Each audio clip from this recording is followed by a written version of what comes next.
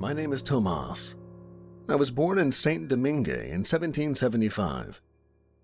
These two sentences have an aqueous quality that threatens to slip through my fingers. I keep them close like a totem, rotating them in my mind.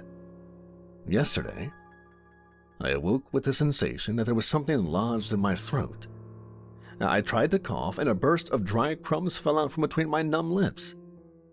I tried to move my tongue around, but it seemed to be missing. When I swallowed again, I felt a lump that wouldn't go down. I opened my eyes and saw blackness. Bits of debris fell into them as I blinked. I felt a surge of claustrophobia when I realized I couldn't move my body under the weight of all this darkness. I reminded myself to take deep breaths, but I couldn't breathe. It wasn't the lump that was stopping my breath from coming in, but rather I had forgotten how to do it. There didn't seem to be a need for breathing anymore. I willed my arms to move. I focused all of my brain power, which in that moment was feeble at best, and tried to close the fingers of my right hand into a fist. After some time, and pardon me for using such a vague term, though time has no real meaning anymore, I felt the trickling blackness move away from my fingers as they twitched. A while after that, why not call it an hour to give you some sense of time and space, I had all extremities doing a little dance. I had concluded by then that the blackness was dirt. The consistency of it and the smell of it, yeah, I could still smell, led me to my conclusion. Ah, yes, I see, I tried to say through a mouth and throat full of dirt. Intelligent. I started to laugh. It wasn't an audible laugh, but I felt my chest heaving and moving, and my mouth flapped open and shut, and my eyes pinched tight over the thick, stinging dirt. Despite my situation, my body jerked and moved like a man who had just heard the funniest joke in the world. You'd think I'd be terrified, but you don't know the hell that went on above ground. If you did, you would understand that a soft bed of dirt below was much preferable. I, however, was not meant to rest peacefully for long. Apparently, the Bokor I hired wasn't a joke after all. The last thing I remember before waking up underground was sitting in an old wicker chair in his swampy backyard and drinking an ounce of grayish liquid from a glass bottle he handed me. I felt my eyes get heavy, and then he was throwing salt at me.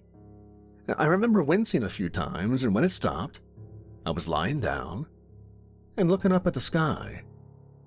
I couldn't move. His face was the last thing I saw. His eyes were all pupils, black and devouring. He smiled at me, showing 2 rows of perfect white teeth that glowed like neon in the darkness. His skin seemed to shine with an effervescence that rivaled the stars. He was beautiful and horrible. The youngest Bokor our region had ever known. He had a natural ability that made him arrogant, but apparently his arrogance was justified. He whispered some nondescript words at me that I couldn't quite make out. And that was the end. And here I am on the other side. My body is not known, even after death. I only hoped that the man had the same vengeful intentions as I did. My name is Tomas. I was born in Saint Domingue in 1775. Yesterday, I clawed my way out of my grave of dirt and was born again under the earth. Everything was on fire, the air was filled with thick smoke and screams. I tried to focus my eyes, but I could only see cloudy shapes. And there was red and orange burning in the distance, and people were running past me towards it. I tried to speak, but I could only moan. It was then that I remembered C'est la vie. My little sister was just 10, 11? My brain was closing windows on me. Just as I was approaching a memory, slam! The window would close and shut me out, leaving me with my nose pressed against the glass like a starving child at the shop window. C'est la vie. Named for C'est la vie, French for that's the life. And what a short life she lived. C'est la vie. I tried, but only grunted. In an instant, there were hands with sharp fingernails clutching my shoulders. The nails pressed in, and I arched my back, trying to buck them off. Shh, quiet, esclave, drink, the syrupy voice of the Bokor whispered. He pulled me onto my back, tipped my head back, pulling my forehead with his palm and gripping my nostrils with his fingertips. The other hand poured a liquid down my throat. It felt like liquid fire and seemed to trickle right up into my brain. I could hear sizzling and popping. It was the sound of destruction, deteriorating tissue. My name is Tomas. I was born in Saint-Domingue in 1775. C'est la vie, c'est la vie. The man started speaking again. He spoke in a language at first I didn't know, and then said, Your chores for me are not so far off from your own desires. The Bokor coaxed while holding my mouth shut. The screams of people around us continued on. War cries. The screams in the distance were those of surrender. One more memory of her bubbled up, maybe as a gift from the Bokor. C'est la vie, my beautiful little sister, so full of life despite it all, walked beside me. Her lovely dark hair was peeking out from beneath a ragged white handkerchief. The sun was setting, and we were walking home from the sugarcane fields. She was telling me about the butterfly that followed her all day long, and how she thought it was grand paying a visit. She used her hands to mimic the butterfly softly floating on the breeze. Her small, graceful hands flew along next to us as we walked. The shadow on the ground looked like a real butterfly to me, and I complimented her on her skilled shadow puppetry.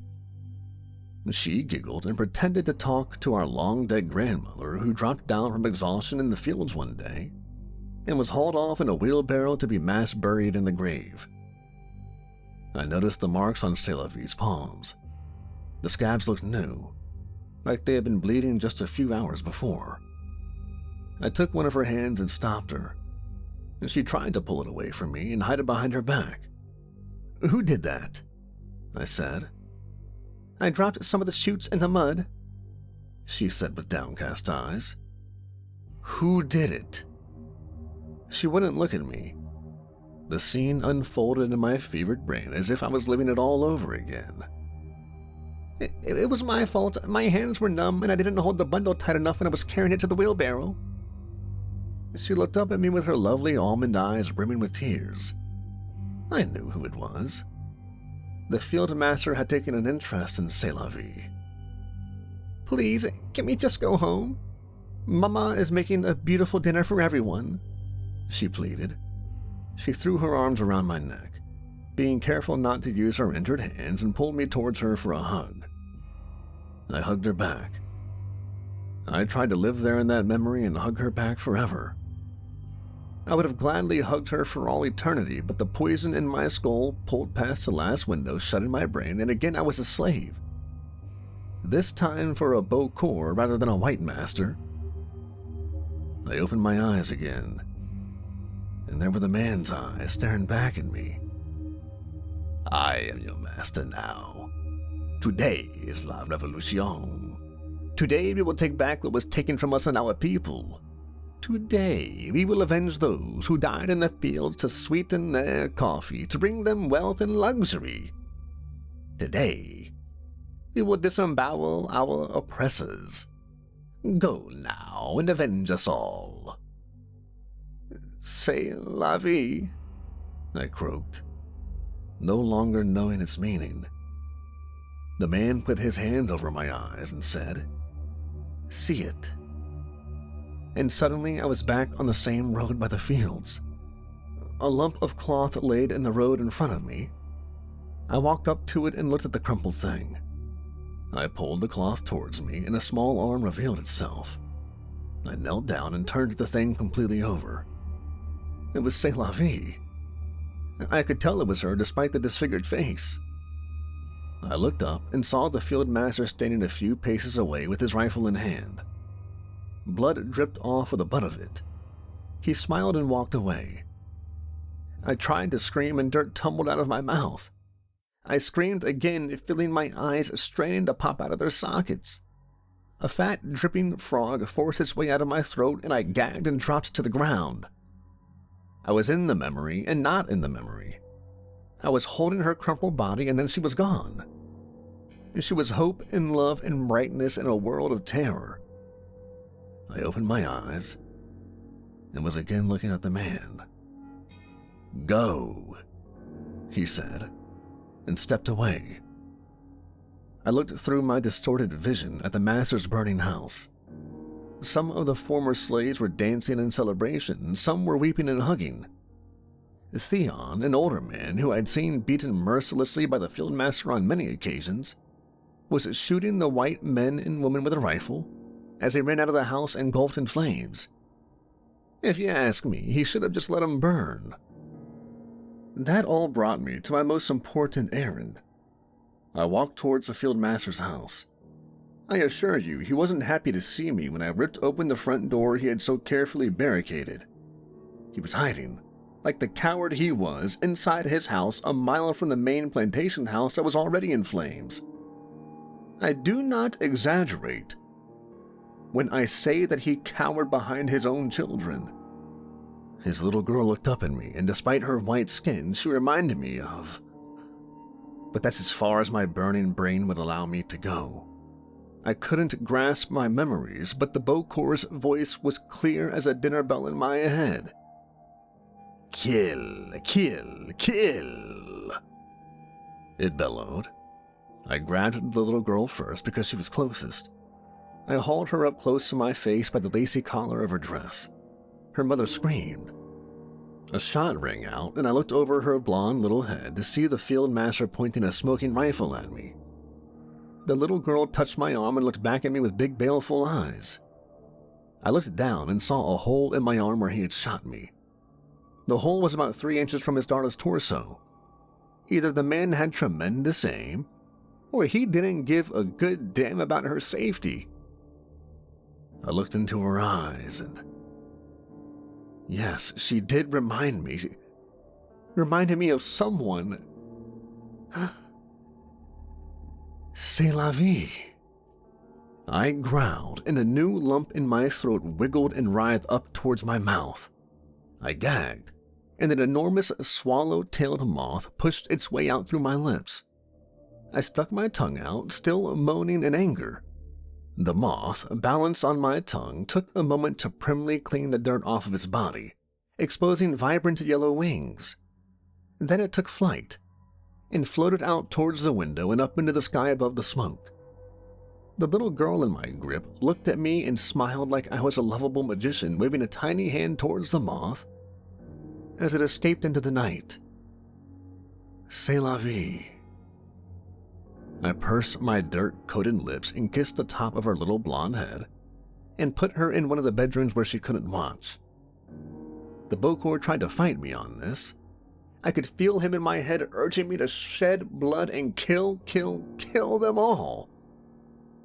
But the image of C'est la Vie's hands mimicking the butterfly was tattooed in my moldy brain for good.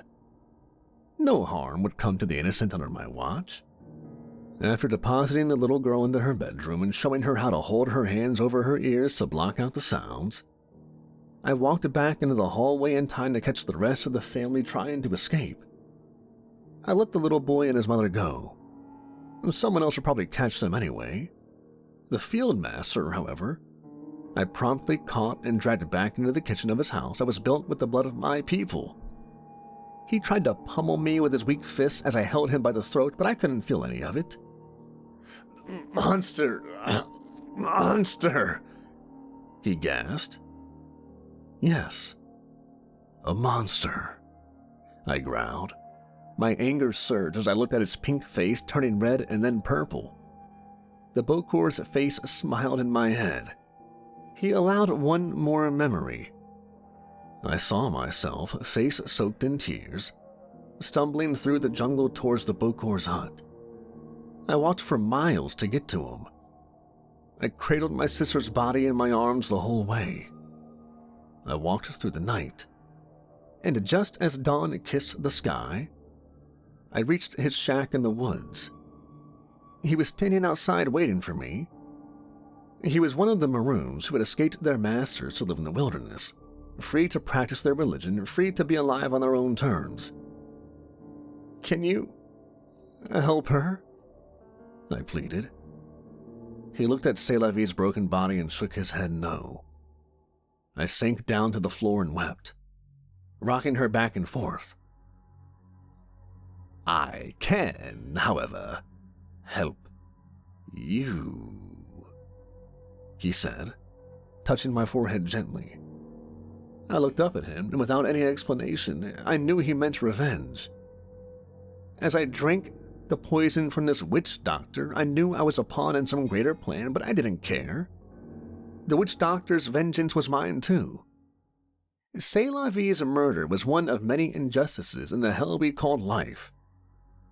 I'd gladly lay down my life to become a servant of revenge, and I would do it again and again and again, if it meant getting some small payment for the ones who were taken from us. I squeezed the field master's neck and it snapped between my fingers. His tongue rolled out of his mouth like a dead fish and his eyes rolled up into his head. No more orders would bark from his mouth. I had rendered those hateful eyes sightless forever. Or maybe he would walk the plateau of the undead with the rest of us. Maybe we would make him our undead slave and whip him to a pulp every day for eternity. That wasn't a judgment I could make, though. But I hoped death would not let him slip so peacefully to the other side. I dropped his limp body and walked outside and back towards the burning to join the others. Outside the house, I heard a whimpering sound and turned to see the little girl looking at me through the window. She pressed a little hand against the glass. I opened the window and she reached for me. I listened to the sounds of the uprising in the distance getting closer. I reached in and pulled her out. She clung to me, her little arms around my neck squeezing tightly, as she sniffled and trembled. I couldn't leave her for the others to find, so I took her with me. I walked with the little girl in my arms until we were far enough away from the plantation that I couldn't hear the battle sounds anymore. I left her by a fallen tree near the water. "Hide," I managed to say, and put my hands up over my eyes to try to mime the words I was choking on. She tried desperately to hang on to my neck, but I managed to pull her off and set her on the ground. She was still crying weakly, so I patted her head and turned to go. I looked back after a few paces and saw the top of her head peeking over the trunk. I mimed hiding behind my rotting hands again, and her head dipped down like a little rabbit. I started my walk back towards the revolution. As I walked through burning fields of sugarcane, I looked up at the sky with milky eyes. I could still see stars. I smiled and felt my cracked lips tear at the corners of my mouth with joy.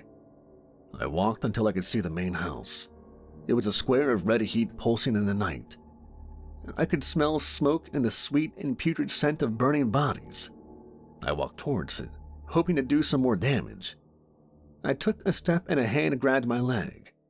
It startled me, and I tried to pull away but was stuck fast. I was surprised that I could still feel fear bubbling in my chest, but there it was.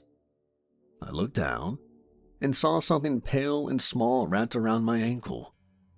I bent down and put my face right up to it. It was bone. A bony hand was squeezing my leg. Something else shot out of the ground 2 feet away from the skeletal hand. It was another hand, still with some flesh clinging to it. It was clawing its way out of the dirt. A head emerged, and then a torso. Finally, the legs were out, and the thing was standing. He was much taller than me, and the sounds it made were muffled. We put our faces together until our noses touched. He put his heavy arms on my shoulders, and then one hand, the one that still had flesh, touched my face gently. It looked as though someone had sewn his mouth shut. He took his hands off of me and lumbered towards the flames. I looked around and saw more people, more like me, extracting themselves from their graves and reaching out towards the burning slave master's house. The night was filled with the sounds of crackling fire and the screams of the dying and the already dead. Justice. Our day has come. C'est la vie. That's life. Justice.